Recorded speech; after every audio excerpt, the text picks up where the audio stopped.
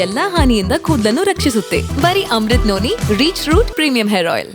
ಸುಮಾರು 4 ವರ್ಷಗಳ ಹಿಂದೆ ಇಡೀ ವಿಶ್ವವನ್ನೇ ಬೆಚ್ಚಿ ಬೀಳಿಸಿದಂತಹ ಕೋವಿಡ್, ಅದರಿಂದ ಪಾರಾಗುವುದಕ್ಕಂತಲೇ ಕೋವಿಶೀಲ್ಡ್ ಲಸಿಕೆ ಕೂಡ ಬಂದಿತ್ತು. ಆದರೆ ಇದೀಗ ಅದೇ ಲಸಿಕೆ ಮತ್ತೆ ಎಲ್ಲರಲ್ಲೂ ಕೂಡ ಒಂಥರ ಗಂಡಾಂತರ ತಂದು ಸೃಷ್ಟಿಸಿದೆ ಅಂತಲೇ ಹೇಳ್ಬೋದು. ಯಾಕಂತಂದರೆ ಲಂಡನ್ ಹೈಕೋರ್ಟ್ನಲ್ಲಿ ಅಸ್ಟ್ರಾಜೆನೆಕ್ ಕಂಪನಿನೇ ಯಾವ ಕೋವಿಶೀಲ್ಡನ್ನು ಲಸಿಕೆಯನ್ನು ತಯಾರು ಮಾಡಿತ್ತು, ಅದೇ ಕಂಪನಿ ಇವತ್ತು ಅಡ್ಡ ಪರಿಣಾಮ ಆಗುವ ಸಾಧ್ಯತೆ ಇದೆ ಅಂತ ಒಪ್ಪಿಕೊಂಡಿದೆ. ಸೊ ಈ ಕುರಿತಂತೆ ಮಾತನಾಡುವುದಕ್ಕೆ ಖ್ಯಾತ ವೈದ್ಯರಾದಂತಹ ಡಾಕ್ಟರ್ ಅಂಜನಪ್ಪ ಅವರು ನಮ್ಮ ಜೊತೆಗಿದ್ದಾರೆ. ಅವರನ್ನ ಮಾತಾಡಿಸ್ತಾ ಹೋಗ್ತೀನಿ, ಏನೆಲ್ಲ ಪರಿಣಾಮಗಳು ಬೀರಬಹುದು ಇದರಿಂದ ಅಂಥೇಳಿ. ಸರ್, ಈಗ ಮೊದಲನೇದಾಗಿ ಈಗ ಅಸ್ಟ್ರಾಜೆನೆಕ್ ಕಂಪನಿನೇ ಒಪ್ಕೊಂಡಿರುವಂತಹದ್ದು ಈ ಕೋವಿಶೀಲ್ಡ್ ತೊಗೊಂಡಿರೋದ್ರಿಂದಾಗಿ ಜನರ ಮೇಲೆ ಅಡ್ಡ ಪರಿಣಾಮ ಬೀರುವ ಸಾಧ್ಯತೆ ಇದೆ ಅಂತ ಹೇಳಿ. ಸೊ ಇದು ಯಾವ ರೀತಿಯಾದಂತಹ ಪರಿಣಾಮಗಳು ಬೀರಬಹುದು ಸರ್? ಜನಗಳಿಗೆ ಸ್ಪಷ್ಟ ಮಾಹಿತಿ ಕೊಡಬೇಕು. ನೀವು ಕೇಳಿದಿರೋ ಪ್ರಶ್ನೆ ವಿಸ್ತಾರ ಮುಖಾಂತರ ಲಕ್ಷ್ಮಿಯವರೇ ಒಂದು ಮಾತು ಹೇಳ್ತೀನಿ ನಾನು ಕೇಳಿ. ಇದು ವೈರಲ್ ಕಾಯಿಲೆ ನಮಗೆಲ್ರಿಗೂ ಗೊತ್ತು, 3 ಅಲೆಗಳಲ್ಲಿ ಬಂತು. ಯಾವುದೇ ಒಂದು ವೈರಲ್ ಕಾಯಿಲೆ ಮನುಷ್ಯನಿಗೆ ಬಂದರೆ ಅವನಿಗೆ ನ್ಯಾಚುರಲ್ ರೆಸಿಸ್ಟೆನ್ಸ್ ಬರುತ್ತೆ, ಬಂದು ಉಳ್ಕೊಂಡ್ರೆ ಅವನ ದೇಹದಲ್ಲಿ ಆಂಟಿಬಾಡೀಸ್ ಉಳಿಯುತ್ತೆ. ಇವಾಗ ಯಾರಿಗೂ ಕಾಯಿಲೆ ಬರೆದಿದ್ದವರಿಗೆ ಈ ಕಾಯಿಲೆ ಬರ್ದಂಗೆ ಮಾಡಬೇಕು ಅಂದರೆ ವ್ಯಾಕ್ಸಿನ್ ಅಂದರೆ ಲಸಿಕೆ. ಇದು ಇವತ್ತಿಂದಲ್ಲ, ಎಡ್ವರ್ಡ್ ಜೆನ್ನರ್ ಕಾಲದಿಂದಲೂ ಇದೆ. ಸ್ಮಾಲ್ ಪಾಕ್ಸ್ ದಡಾರ ಅಂತಾರಲ್ಲ, ಅದನ್ನೇ ಇವತ್ತು ಪ್ರಪಂಚದಿಂದ ಎರಾಡಿಕೇಟ್ ಮಾಡಲಿಕ್ಕೆ ವ್ಯಾಕ್ಸಿನ್ ಉಪಯೋಗ. ಅದೇ ಪ್ರಿನ್ಸಿಪಲ್ ಮೇಲೆ ಇವತ್ತು ಯಾವುದೇ ವೈರಲ್ ಕಾಯಿಲೆ ಬಂದರೆ ಅದಕ್ಕೊಂದು ವ್ಯಾಕ್ಸಿನ್ ಇರುತ್ತೆ, ಕೋವಿಶೀಲ್ಡ್. ನಾನು 3 ಸಾರಿ ತೊಗೊಂಡಿದ್ದೀನಿ. ಆಸ್ಟ್ರಾಜೆನಿಕ ಕಂಪನಿ ಅಮೆರಿಕ ಒಳಗೆ ಆ ವ್ಯಾಕ್ಸಿನ್ನ ತಯಾರು ಮಾಡಿದರು. ನಮ್ಮಲ್ಲಿ ಸೀರಮ್ ಇನ್ಸ್ಟಿಟ್ಯೂಟ್ ಅವರು ತಯಾರು ಮಾಡಿದರು. ಸೊ ಮಧ್ಯೆ ತುಂಬ ಜನಗಳು ಈ ವ್ಯಾಕ್ಸಿನ್ ತೊಗೊಳ್ಳೋದ್ರಿಂದ ಡೇಂಜರ್ ಆಗುತ್ತೆ, ಅದು ಇದು 108 ಬಂದು, ಬಟ್ ಕಂಪನಿ ಯಾವತ್ತೂ ಒಪ್ಕೊಂಡಿರಲಿಲ್ಲ. ನಾನೊಬ್ಬ ಕ್ವಾಲಿಫೈಡ್ ಡಾಕ್ಟ್ರಾಗಿ ಒಂದು ಹೇಳ್ತೀನಿ, ಯಾವುದೇ ಒಂದು ಔಷಧಿ, vaccine is also A medicine, ತನ್ನದೇ ಆದ ಸೈಡ್ ಎಫೆಕ್ಟ್ ಇದ್ದೇ ಇರುತ್ತೆ. ಬಟ್ ಪರ್ಸೆಂಟೇಜ್ ನೋಡ್ಬೇಕು ನಾವು. ಯಾವುದೇ ಒಂದು ಡ್ರಗ್ ಮಾರ್ಕೆಟಿಗೆ ಬರಬೇಕಾದ್ರೆ 4 ಎಕ್ಸ್ಪೆರಿಮೆಂಟ್ ಆಗ್ತಾವೆ. ಅದರೊಳಗೆ ವ್ಯಾಕ್ಸಿನ್ನು ಫಸ್ಟು ಅನಿಮಲ್ ಮೇಲೆ ಯೂಸ್ ಮಾಡ್ತಾರೆ, ಆಮೇಲೆ ಟ್ರಯಲ್ಗೆ ಯೂಸ್ ಮಾಡ್ತಾರೆ, ಸೇಫ್ಟಿ ನೋಡ್ತಾರೆ, ಆಮೇಲೆ ಮಾರ್ಕೆಟಿಗೆ ಬರೋದು. ಇಂಥ ವ್ಯಾಕ್ಸಿನ್ನು ಬಿಗಿನಿಂಗ್ನಲ್ಲಿ ಜನಗಳೆಲ್ಲ ತುಂಬ ಜನ ಇದ್ರ ಮೇಲೆ ಕಾಮೆಂಟ್ ಮಾಡಿದರು, ಈ ವ್ಯಾಕ್ಸಿನ್ ತೊಗೋಬಾರ್ದಿತ್ತು, ಕೊಡಬಾರ್ದಿತ್ತು ಅಂತ. ಬಟ್ ಎಲ್ಲೋ ಕಂಪನಿ ಒಂದು ಜವಾಬ್ದಾರಿ, ಯಾಕಂದರೆ ಅವರು ತಯಾರು ಮಾಡಿದರು, ಮಾರ್ಕೆಟ್ ಮಾಡಿದರು, ಸಾಕಷ್ಟು ದುಡ್ಡು ಮಾಡಿಕೊಂಡ್ರು, ಅದೇನಿಲ್ಲ ಅಂತ ಅಲ್ಲ. ಸೊ ಎಷ್ಟೋ ಜನಕ್ಕೆ ಅನುಮಾನ ಬಂದಿದ್ದು, ಇದು ವ್ಯಾಕ್ಸಿನ್ ನಮ್ಮ ಕೊಟ್ಬಿಟ್ಟು ಅದರ ಅಡ್ಡ ಪರಿಣಾಮವನ್ನು ತಿಳಿಸ್ದಿರೋ ದುಡ್ಡು ಮಾಡಿಕೊಂಡ್ರು ಅಂತ. ಬಟ್ ಇವತ್ತು ಅದು ಯಾರೋ ಕೋರ್ಟಿಗೆ ಕೇಸ್ ಹಾಕಿದ್ರು, ಅದ್ರ ಮೇಲೆ ಒಪ್ಕೊಂಡಿದ್ದಾರೆ ಲಂಡನ್ ಕೋರ್ಟ್ನಲ್ಲಿ. ಹೌದು, ನಾವು ತಯಾರು ಮಾಡಿದ ವ್ಯಾಕ್ಸಿನಲ್ಲಿ ಸೈಡ್ ಎಫೆಕ್ಟ್ ಇದೆ, ಆ ಸೈಡ್ ಎಫೆಕ್ಟ್ ಇದೆ ಅಂತಲೂ ಒಪ್ಕೊಂಡ್ರು, ಒಪ್ಕೊಳ್ಳೇಬೇಕು. ಯಾಕಂದರೆ ವಿಜ್ಞಾನದಲ್ಲಿ ಈ ಮಾತುಗಳು ಬರ್ತವೆ. ಯಾವತ್ತೂ ಕೂಡ ಒಂದು ಡ್ರಗ್ಗಿಗೆ ಸೈಡ್ ಎಫೆಕ್ಟ್ ಅನ್ನೋದು ಇರುತ್ತೆ, ಅದನ್ನು ಒಪ್ಕೊಂಡಿದ್ದಾರೆ, ದಟ್ಸ್ ಓಕೆ, ಅದು ಕರೆಕ್ಟ್ ಇದೆ. ಈಗ ಕೋವಿಶೀಲ್ಡ್ ತೊಗೊಂಡಿರೋರಿಗೆ ಒಂದು ರೀತಿ ಭಯ ಶುರುವಾಗಿದೆ. ಸೊ ಏನಾದರೂ ಸಮಸ್ಯೆಗಳಾಗುತ್ತೆ ಅನ್ನುವಂಥದ್ದು, ಆ ರೀತಿಯಲ್ಲಿ ನೋಡೋದಾದರೆ ಏನಾದರೂ ಸಮಸ್ಯೆಗಳು ಕಾಣಿಸುತ್ತಾ? ಇದು ನೋಡಮ್ಮ, ಸಮಾಜಕ್ಕೆ ತಿಳುವಳಿಕೆ ಕೊಡೋದು, ಕ್ಲಾರಿಫಿಕೇಷನ್ ಕೊಡೋದು ನಮ್ಮ ಕೆಲಸ, ಕ್ವಾಲಿಫೈಡ್ ಡಾಕ್ಟರ್. ಆ್ಯಕ್ಚುಲಿ ಇದಕ್ಕೆ ವೈರಾಲಜಿಸ್ಟ್ ಅಂತ ಇರ್ತಾರೆ. ನಮ್ಮಲ್ಲಿ ಆ್ಯಕ್ಚುಲಿ ರವಿ ಅಂತ ಇದ್ದರು, ಅವರು ಪ್ಯಾನಲ್ನಲ್ಲಿದ್ದರು. ನಾನು ಐ ಆಮ್ ಎ ಸರ್ಜನ್. ನಾನು ಕೋವಿಶೀಲ್ಡ್ ತೊಗೊಂಡಿರೋದ್ರಿಂದ ಅಷ್ಟೊಂದು ಸ್ಟಡಿ ಮಾಡಿರ್ತೀನಿ. ಅಷ್ಟೇ ಅಲ್ಲ, ನಾನು MBBS ಓದೋವಾಗ ಈ ಟಾಪಿಕ್ ನಮಗಿರುತ್ತೆ. ಸೊ ಎಷ್ಟೋ ಜನಕ್ಕೆ ಇವರು ಸರ್ಜನ್ಗೇನು ಇದರಲ್ಲಿ ಕನ್ಸರ್ನ್ ಅಂತ, I am a concerned fellow. So ನಮ್ಮಂಥವ್ರು ಸಮಾಜಕ್ಕೆ ತಿಳುವಳಿಕೆ ಕೊಡಬೇಕು. ಇಂಥ ರಿಪೋರ್ಟ್ ಬಂದಾಗ ಅವ್ರಿಗೆ ಅರ್ಥ ಆಗೋದಿಲ್ಲ. ಹೌದಾ, ಅಷ್ಟೊಂದು ಸೈಡ್ ಎಫೆಕ್ಟಾ? ತೊಗೊಂಡ್ರೆ ಲಕ್ಷಾಂತರ ಜನ ತೊಗೊಂಡಿದ್ದಾರೆ, ಇನ್ಕ್ಲೂಡಿಂಗ್ ಮೀ. ಯಾರೋ ಒಬ್ಬ ಸತ್ತಿರ್ಬೋದೇನೋ, ಅವರು ಒಪ್ಕೋತಾರೆ. ಏನು ಸೈಡ್ ಎಫೆಕ್ಟು ಅಂದರೆ ಅವರು ಆಲ್ರೆಡಿ ಮೆನ್ಷನ್ ಮಾಡಿದ್ದಾರೆ. ನಮ್ಮ ದೇಹದಲ್ಲಿ ರಕ್ತನಾಳಗಳಿರ್ತವೆ, ಭಾಳ ರಕ್ತನಾಳಗಳು ಬ್ಲಾಕ್ ಆದರೆ ಏನೂ ಆಗಲ್ಲ, ಅದಕ್ಕೆ ಕೊಲಾಟ್ರಲ್ಸ್ ಇರ್ತವೆ. ಆದರೆ ಅನ್ಫಾರ್ಚುನೇಟ್ಲಿ ಹೃದಯ ಮತ್ತು ಬ್ರೈನ್ಗೆ ಬ್ಲಡ್ ಸಪ್ಲೈ ಏನೋ ಬ್ಲಾಕ್ ಆಯಿತು ಅಂದರೆ ಗ್ಯಾಂಗ್ರೀನ್ ಆಗುತ್ತೆ, ಮಯೋಕಾರ್ಡಿಯಲ್ ಅಂದರೆ ಹಾರ್ಟ್ ಅಟ್ಯಾಕ್ ಆಗುತ್ತೆ, ಸ್ಟ್ರೋಕ್ ಆಗುತ್ತೆ. ಆ ರೀತಿಯಲ್ಲಿ ಜನಗಳಿಗೆ ಭಯ ಬರ್ಬೋದು, ಅಯ್ಯೋ ನನಗೂ ಹಾರ್ಟ್ ಅಟ್ಯಾಕ್ ಆಗ್ಬೋದಾ, ನನಗೂ ಇಲ್ಲ. ಇದ್ರ ಸೈಡ್ ಎಫೆಕ್ಟು ಭಾಳ ಮೈನರ್ ಇದೆ. ಅದನ್ನು ಕಂಪ್ನಿ ಒಪ್ಕೊಳ್ಳೇಬೇಕು. ಒಪ್ಕೊಂಡಿರೋದೇನು ದೊಡ್ಡ ಕೆಲಸ ಏನಲ್ಲ, ಒಪ್ಕೊಂಡಿದ್ದಾರೆ. ಒಬ್ಬ ವಿಜ್ಞಾನಿಯಾಗಿ ನಾನು ಅವರು ಹೇಳಿರೋದು ಕರೆಕ್ಟ್ ಅಂತ ಹೇಳ್ತೀನಿ. ಬಟ್ ಜನಗಳಿಗೊಂದು ತಿಳುವಳಿಕೆ, ದಯವಿಟ್ಟು ಅದರ ಒಳ್ಳೆಯ ಪರಿಣಾಮ 99%, ದುಷ್ಪರಿಣಾಮ 0.9%. ಹಂಗಾಗಿ ನೀವ್ಯಾರೂ ಹೆದರ್ಕೋಬೇಡಿ ಅಂತ ನಾನು ಕ್ವಾಲಿಫೈಡ್ ಡಾಕ್ಟ್ರಾಗಿ ಹೇಳ್ತಿದ್ದೀನಿ. ಈಗ ಕೋವಿಡ್ನಿಂದ ಪಾರಾಗುವುದಕ್ಕಂತ ಹೇಳಿ ನಾವು ಒಂದಷ್ಟು ಲಸಿಕೆಗಳನ್ನು ತೊಗೊಂಡ್ವಿ. ಈಗ ಅದೇ ಲಸಿಕೆಯಿಂದ ಅಡ್ಡ ಪರಿಣಾಮ ಆಗುತ್ತೆ ಅಂತ ಗೊತ್ತಾದಾಗ ಏನಾದರೂ ಜನರು ಮುಂಜಾಗ್ರತಾ ಕ್ರಮಗಳನ್ನು ತಗೊಳ್ಳುವ ಅವಶ್ಯಕತೆ ಇದೆಯಾ?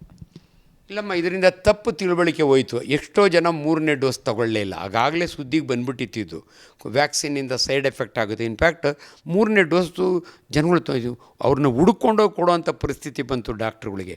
ನೋಡಿ, prevention is better than cure ಅಂತೀವಿ ನಾವು. Vaccine is A wonderful drug. ಯಾವುದೇ ವ್ಯಾಕ್ಸಿನ್, ಇವತ್ತು ಪೋಲಿಯೋ ಮೈಲೈಟಿಸ್ಗಿದೆ ವ್ಯಾಕ್ಸಿನ್ನು, ಕಾಲ್ರಾಗಿದೆ, ಪ್ರತಿಯೊಂದು ವ್ಯಾಕ್ಸಿನ್ ಕೊಡೋ ಉದ್ದೇಶ ಜನಗಳನ್ನು ಆ ಕಾಯಿಲೆಯಿಂದ ಪ್ರೊಟೆಕ್ಟ್ ಮಾಡಲಿಕ್ಕೆ. ಇದು ಕೂಡ ಕೋವಿಶೀಲ್ಡ್. ಬಟ್ ಅನ್ಫಾರ್ಚುನೇಟ್ಲಿ ನೋಡಿಮ್ಮ, ಸಿಂಪಲ್ ಎಕ್ಸಾಂಪಲ್ ಕೊಡ್ತೀನಿ. Penicillin was a wonderful drug.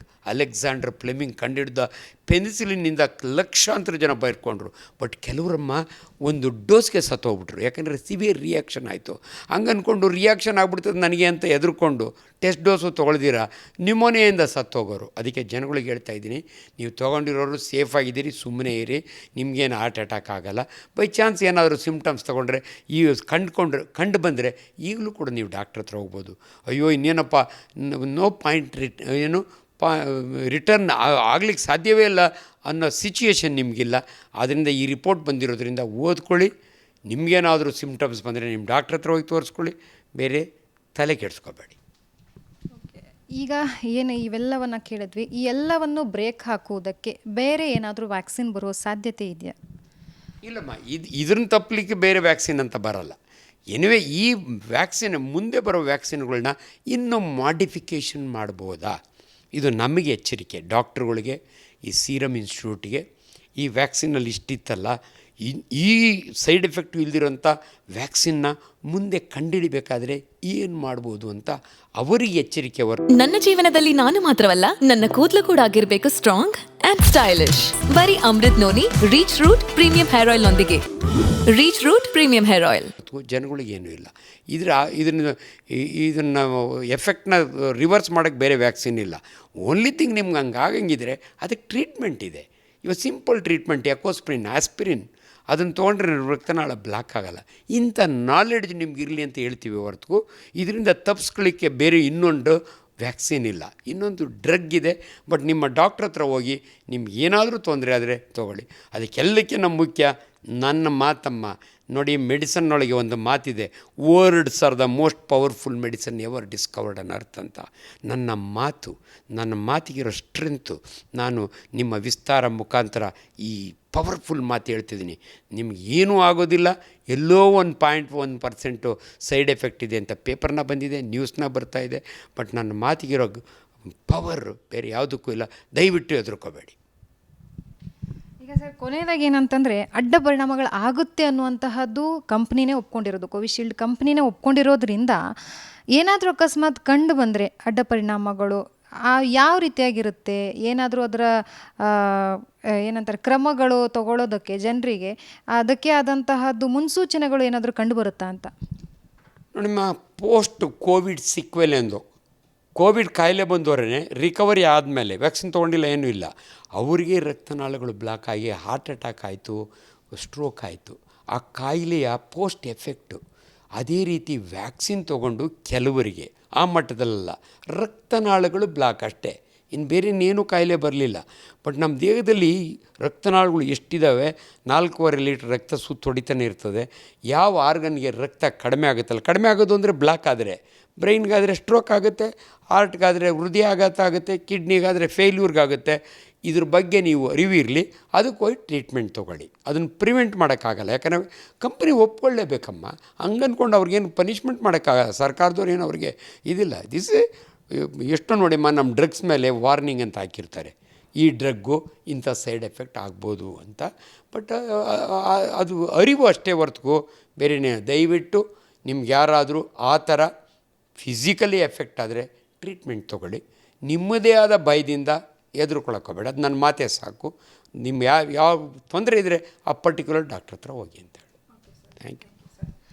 So ಇದಿಷ್ಟು ಖ್ಯಾತ ವೈದ್ಯರಾದಂತಹ ಡಾಕ್ಟರ್ ಅಂಜನಪ್ಪನವರ ಮಾತಾಗಿತ್ತು. ಏನೇ ಆದ್ರೂ ಕೂಡ ಎಲ್ಲದಕ್ಕೂ ಒಂದು ಟ್ರೀಟ್ಮೆಂಟ್ ಅನ್ನೋದು ಇದ್ದೇ ಇರುತ್ತೆ. ಆ ನಿಟ್ಟಿನಲ್ಲಿ ಯಾರೂ ಭಯ ಪಡುವಂತಹ ಅವಶ್ಯಕತೆ ಇಲ್ಲ ಅನ್ನುವಂಥದ್ದು ಅವರ ಮಾತಾಗಿರುವಂಥದ್ದು. ಕ್ಯಾಮ್ರಾ ಪರ್ಸನ್ ಅಜಯ್ ಜೊತೆ ಲಕ್ಷ್ಮೀ ಬಾಗಲಕೋಟೆ, ವಿಸ್ತಾರ ನ್ಯೂಸ್, ಬೆಂಗಳೂರು. ಅನುಕ್ಷಣದ ಸುದ್ದಿಗಳಿಗಾಗಿ ವಿಸ್ತಾರ ನ್ಯೂಸ್ ಯೂಟ್ಯೂಬ್ ಚಾನೆಲ್ ಸಬ್ಸ್ಕ್ರೈಬ್ ಮಾಡಿ. ಹೊಸ ಸುದ್ದಿಗಳ ನೋಟಿಫಿಕೇಶನ್ಗಾಗಿ ಬೆಲ್ ಐಕಾನ್ ಕ್ಲಿಕ್ ಮಾಡಿ. ಲೇಟೆಸ್ಟ್ ಅಪ್ಡೇಟ್ಸ್ಗಾಗಿ www.vistaranews.com ವೆಬ್ಸೈಟ್ಗೆ ವಿಸಿಟ್ ಮಾಡಿ. ಅಂಗೈಯಲ್ಲೇ ಜಗತ್ತಿನ ಸುದ್ದಿ ತಿಳಿಯಲು ವಿಸ್ತಾರ ನ್ಯೂಸ್ ಕನ್ನಡ ಆಪ್ ಡೌನ್ಲೋಡ್ ಮಾಡಿ.